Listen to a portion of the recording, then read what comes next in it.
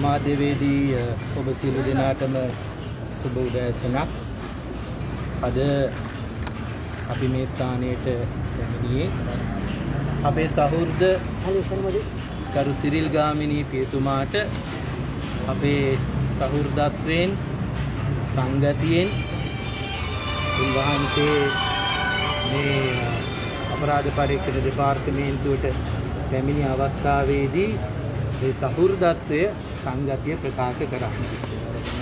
අපි ගිය සතියේ පැහැදිලිව කිව්වා ගරු සිරිල් ගාමිණී පියතුමා නිත්‍යානුකූලව මේ කැඳවීම් කිසිම එකක් මග අරින්නේ නැහැ කියලා. ඒ අනුව අද උන්වහන්සේ තමන්ගේ අපේ නීතිඥයන් සමග මේ අවස්ථාවේදී අපරාධ පරීක්ෂණ දෙපාර්තමේන්තුවට පැමිණියා. දැන් මේ ප්‍රකාශ සටහන් කරගෙන අපි අපේක්ෂා කරන්නේ ගරු සිරිල් ගාමිණී පියතුමන්ගෙන් පමණක් නෙමෙයි, අපි දන්නවා ශෙහාන් මාලක තරුණයාගෙනුත් ඒ ප්‍රකාශ දින 8ක් පුරාවට සටහන් කරගත්තා. අපි විශ්වාස කරනවා, අපි අපේක්ෂා කරනවා දැන් මේ ප්‍රකාශ මත මේ තතු ඔස්සේ නීතිය පසුබලන මේ ආයතන බාහිර නිලධාරීන් ක්‍රියාත්මක වේ කියලා. පුද්ගලයන් වටා භ්‍රමණය වෙන්නේ නැතුව තොරතුරු වටා ඒ ලබා දෙන ප්‍රකාශන හෝ සාක්ෂි මත පදනම් වෙලා මේ පරීක්ෂණ කටයුතු ඉක්මනින් ඉදිරියට ගෙන යාම තමයි අපි අපේක්ෂා කරන්නේ. දැන් මම අහගෙනයි ශෙහාන් මාලක තරුණයා ප්‍රකාශ කළා තමන්ගේ ප්‍රකාශ සටහන් කිරීමෙන් අනතුරුව අපරාධ පරීක්ෂණ දෙපාර්තමේන්තුවේ නිලධාරීන් ඔහුට ඉතාමත්ම කාරුණිකව විනීතව සැලකුවා කියලා. අපි ඒක ගොඩක් අගය කරනවා. අපි දන්නවා මේ අපේ අපරාධ පරීක්ෂණ දෙපාර්තමේන්තුවේ ඉන්නේ බුද්ධිමත්, උගත්, විනයගරුක, නීතිගරුක, ඒ වගේම කිසිම දේශපාලන හෝ වෙන යම් බලපෑමකට යටත් නොවන නිලධාරීන් කියලා. අපි බලාපොරොත්තු වෙනවා ඒ අනුව ඔවුන් කිසිම බලපෑමකට යටත් වෙන්නේ නැතුව ස්වාධීනව මේ පරීක්ෂණ ඉදිරියට ගෙන යාම. ඒ නිසා තමයි අපි නිර්භයව මේ ප්‍රකාශන සටහන් කරගන්නට ඉදිරිපත් වෙන්නේ. දැන් එක පැත්තකින් කියනකොට නෑ මේවා ක්‍රියාත්මකයි නඩු දාලා තියනවායි කියලා. අපේ ස්ථාවරය හැමදාම කොහොම පැහැදිලි. අපි දන්නවා මේ එදා මේ ම්ලේච්ඡ ප්‍රහාරයෙන් පස්සේ අපේ ඇඟේ ලේ මස් මේ ඇට මිදුළු පසාරු කරගෙන යන මේ වේදනාව දරාගෙන අපේ කාදිනල් හිමිපාණන්ගේ මඟ පෙන්වීම යටතේ එදා ඒ ජනතාව තමන්ගේ දුක දරාගෙන සිටියේ ඒ අයට කවදා හෝ දවසක මේ යුක්තිය සත්‍ය ඉෂ්ට වෙනවාය කියන ඒ බලාපොරොත්තුව. නමුත් තාමත් ඒක හරියට ඉෂ්ට වෙන පාටක් අපි නම් දකින්නේ නැහැ. දැන් මෙහෙමනේ දැන් මේක ඉතාමත්ම සාපරාධී ක්‍රියාවක් නේ. මේක නිකන් අල්ලපු ඇටේ වත්තට පැනලා කෙහෙල් කනක් හොරගම් කරපු කතන්දරයක් නෙමෙයිනේ මේ තියෙන්නේ. මේ තියෙන්නේ සංවිධානාත්මක සාපරාධී ක්‍රියාවක්. මුළු ලෝකෙම තැති ගන්වපු බිහිසුණු ක්‍රියාවක්. ඒ නිසා මේ වගේ ක්‍රියාදාමයකදී අපි අදුම තරමේ පාර්ශවයන් තුනක් හඳුනා ගන්න. මොනවද පාර්ශවයන් තුන? එකක් තමයි ඒ ප්‍රහාරය ක්‍රියාත්මක කරපු අය. ඊළඟට ඉන්නවා ඒ ප්‍රහාරය සැලසුම් කරපු අය. මේ වගේ ප්‍රහාරයක් දවසකින් දෙකකින් සැලසුම් කරන්නට බෑ. අපි ඒක හොඳටම දන්නවා. මේවා සති ගණන්, මාස ගණන්, සමහරට අවුරුදු ගණන් සැලසුම් කරලායි මේවා ක්‍රියාත්මක කරන්නේ. අපි නෙමේ මේ කුමන්ත්‍රණය ගැන කතා කළේ. හිටපු නීතිපතිතුමාම බොහොම පැහැදිලිව කිව්වා මේක පිටිපස්සේ කුමන්ත්‍රණයක් තියෙනවා කියලා. ඒ කියන්නේ සැලසුම් කරුවෝ කවුරු හරි තාමත් නිදැල්ලේ ඉන්නවා. එතකොට මේ දෙවෙනි පාර්ශවය. තුන්වෙනි පාර්ශවය තමයි මේ සැලසුම ක්‍රියාත්මක වෙනවා කියලා ප්‍රමාණවත් ප්‍රාමාණික තොරතුරු ලැබිලා ඒ පිළිබඳව හරියට නිර්වින්දනයකින් වගේ ක්‍රියාත්මක නොවුණු ඒ වකට හිටපු ඒ රජයේ වගකිව යුතු සියලු දෙනාම එක්තරා විදිහක තව පාර්ශවයක්. ඒක ජනාධිපති කොමිසමේ වාර්තාවේ එක එක්කෙනාගේ නම් ඇතුව පැහැදිලිව සඳහන් කරනවා ඒ නොසලකා හැරීම සාපරාධී කියලා. ඒ ඇයට නීතිය ඉෂ්ට විය යුතුමයි කියලා. දැන් එතකොට අපි බලාපොරොත්තු වෙන්නේ මේ අපරාධ පරීක්ෂණ දෙපාර්තමේන්තුවේ එක එක්කෙනාව කැඳවලා ඒ අයගෙන් ප්‍රකාශ සටහන් කරගන්නවා වගේම ඔය ප්‍රකාශ ඔස්සේ අර මෙතෙක් සැලකිල්ලට අවධානයට භාජනය නොවූ පැතිකඩ මොනවද මේ පැතිකඩ දෙක? එකක් තමයි සැලසුම්කරුවන්ගේ පැතිකඩ. අනිත් එක තමයි මේක දැන දැනත් ඒ පිළිබඳව ක්‍රියාත්මක නොවුණු අය වළක්වා ගන්නට බැරි වෙච්ච එක ගැන. දැන් අපි දන්නේ නැහැ කියන එක හරි නෑනේ. ඒක නිකන් මේ බාලාංශ කතාවක් නේ. අපි දන්නේ නැහැ. මම දැනගෙන හිටියේ නැහැ. දැන් කවුරු හරි නීතිය හමුවට ගිහිල්ලා නඩුවක් ඉස්සරහා පිට කිව්වොත් එහෙම ස්වාමිනී මම මේක දන්නේ නැහැ කියලා. නොදැන සිටීම මේ වරදක් කමා කිරීමට කාරණාවක් නෙමෙයි. සාමාන්‍යයෙන් අපි ඉංග්‍රීසියෙන් කියනවා ignorance is no excuse for culpability කියලා. අපිට කියන්න බෑ අනේ මං දැනගෙන හිටියේ නෑ. මං දැනගෙන හිටියේ නෑ රතු ලයිට් එක පත් වෙනකොට යන්න බෑ කියලා. එහෙම කිව්වයි කියලා මට මේ කවදාවත් සමාවක් නෑනේ. ඔය රතු ශාන්නායිලිය තියෙනකොට මං කඩාගෙන ගියොත් මට දඩ ගහනවා. නේ අනිවාර්යයෙන්ම එහෙමනේ. ඒ වගේ අපිට කියන්න බෑ දැන් මෙතෙන්ට ඇවිල්ලා මම දන්නේ නෑ. කවුරුවත් මාව දැනුවත් කළේ නෑ. ඒ වගේ දේවල් කියලා අපිට මේකෙන් මග අරින්නටත් අමාරුයි. ඒ නිසා අපි දැන් බලාපොරොත්තු වෙන්නේ 30%ක් 40ක් 50ක සත්‍ය නෙමෙයි.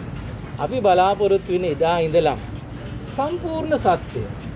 අපේ ජේසුස් වහන්සේ මේ අපේ සුවිශේෂයේ වදාරනවා සත්‍ය ඔබ නිදහස් කරයි කියලා. යෝහම්තුමාගේ සුවිශේෂයේ 8 වෙනි පරිච්ඡේදයේ 32 වෙනි වගන්තිය. සත්‍ය ඔබ නිදහස් කරයි. වාගෙට සත්‍ය කියලා කවදාවත් අපිට සැනසීමක් නැහැ. අපේ හෘද සාක්ෂි වලින් අපිට ගැලවීමක් නැහැ. ජනතා අධිකරණ ඉදිරියේ ගැලවීමක් නැහැ. දේව අධිකරණ ඉදිරියේ ගැලවීමක් නැහැ.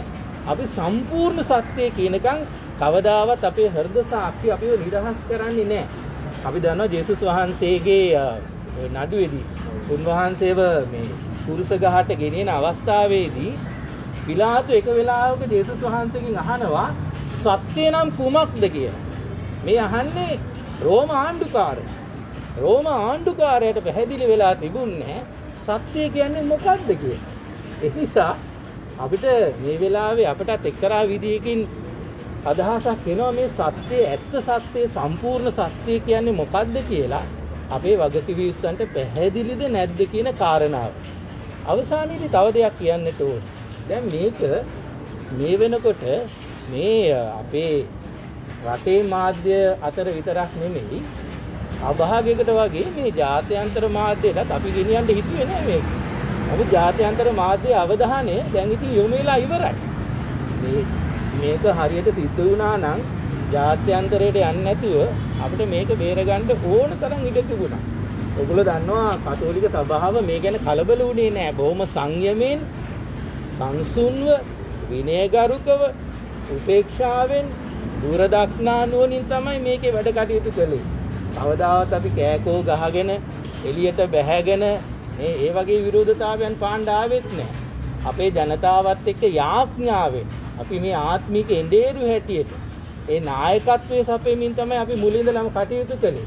එහෙම බැරිම තැන තමයි අපිට සිද්ධ වෙන්නේ ජාත්‍යන්තරයට යන්න. ඒ හින්දා මේ කලබල වෙලා අපි කවදාවත් මේ පැත්තට යන්නේ නැහැ. එහෙම ගියෙත් නැහැ. දැන් මෙහෙම හිතන්නකෝ. මේ ගෙදරක ප්‍රශ්නයක් තියෙනවා ඉඩම් සම්බන්ධයෙන්. මේ තාත්තලා අම්මලා මිය දෙනකොට අපි හිතමු දරුවෝ එකම පවුලේ ඉඩම් කඩම් ගැන ආරවුල් ඇති කරගන්න. ඉතින් උත්සාහ කරනවා ගේ ඇතුලේ ඔක බේරගන්න. පුළුවන් තරම් උත්සාහ කරනවා. බැරි වුණොත් මොකද කරන්නේ? එක පවුලේ වුණත් කමන්නේ පොලිසිය යනවා. මොනව කරන්නද? ඒතකොට අහල පහල අය දැනගන්නවා. සමහර වෙලාවට පත්තරෙත් මේක යනවා. කරන්න දෙයක් නැහැ. අර පවුලේ ඇතුලේ මේක විසඳ ගන්න තිබුණානේ. විසඳ ගන්න බැරි හින්දානේ මේගොල්ලෝ පොලිසිය ගියේ. පස්සේ නඩු ගියේ. ඒ හින්දා මේක පවුලේ ඇතුලේ විසඳ ගන්න කතෝලික සභාවක් හැටියට ආත්මීක නායකයෝ හැටියට අපි බොහොම සංයමයෙන් වසර 2කට වැඩි කාලයක් කටයුතු කළා. ඊට පස්සේ තමයි අපිට සිද්ධ වෙන්නේ මේක ගෙදරින් යන්නේ නැත්නම් අපිට පිටට හරි ගිහිල්ලා අපේ මේ සාධාරණත්වයේ යුක්තිය ඉෂ්ට කරගන්න. I would also like to speak a few words in English. Now, we have come here today to express our solidarity and fraternity to Father Cyril Gamini. We have no hesitation in doing that, and Father Gamini has been very, very straightforward, very candid in his expressions. So he is here today, and we have no problem in doing that. Now, our concern is, having got all the statements, we now very respectfully expect the authorities concerned to continue and to expedite the legal procedures. Now, on the one hand, we hear a lot of statements being made by people responsible to say that already people have been convicted, cases have been filed. That is true. That could be. But then, are we really pursuing the full truths? We are not interested in half truths. We are not interested in 30% or 50%. We are clamoring for the sake of the people who died and for the sake of the people who have been disabled for their lifetime. We are clamoring for nothing but the full truth, because it's not only for the Catholics. We must understand that this is not only a fight or a struggle against the injustice done against the Catholic community. No. Since some people who have been responsible for this planning are at large now, they are out there. We don't know who. Since they are out there, there is always the danger and the threat that a similar attack could be now being planned. Who knows? And that's why we are clamoring for the full truths.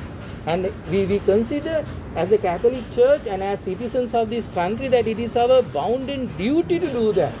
So that if we actually fight for that and finally the truth comes out, we are actually serving our whole country, preventing something disastrous once again. And then also we have to understand that we also have caught the attention of the international community now, whether we like it or not. Actually, we didn't want to. Now, if we really wanted to run to the international community, we could have done that at the very early stages. No, we didn't run to New York, to the United Nations. We didn't run to Geneva, to the Human Rights Commission. We didn't run to Hague for the international human rights, the courts. Neither did we go even to Vatican. Even to the Vatican, we didn't go. We, as responsible, loyal citizens of Mother Lanka, wanted this solved here. But unfortunately, since it has been going on for a long time, now we have caught the attention of the international community. And that's maybe not very good for our country. But what to do? If, for example, within the own household, brothers and sisters are fighting over property, and if the elders cannot bring in some consensus and then an amicable settlement, what do? They go to the police. And once they go to the police, it becomes public. And their names, good names, could be tarnished. But unfortunately, they could have settled that within their house. Definitely. We are still asking for that. So we very earnestly urge the authorities concerned. Today, Father Cyril Gamini has come to the CID, and Jehan Malaka, who gave a statement some days ago, told us very clearly that he was treated very nicely. They were very gentlemanly. And we know that the officials here are very good people. They are educated, they are intelligent, they are well informed, and they are law-abiding citizens of this country. And we hope that they will not be manipulated by any other powers, unseen, sinister powers behind. All that we want them to do is, we earnestly ask them to do is to now ensure that this procedure is expedited. And nothing but, not the half truth, but the full truth comes out. We know Jesus said that the truth shall make you free. The truth shall make you free. During his trial before Pilate, the Roman governor, Pilate asked Jesus, what is truth? In a way, Pilate was confused about the real meaning of truth. It looks as if some of us are really not very sure what the truth really is. So we are clamoring for the full truth, and that has been our position from the very inception, from the very beginning, and we will continue this struggle until the full truth is out. And we consider that it is our duty now to ensure that this truth is out, so that another attack of this nature, disaster, could be avoided. Thank you very much.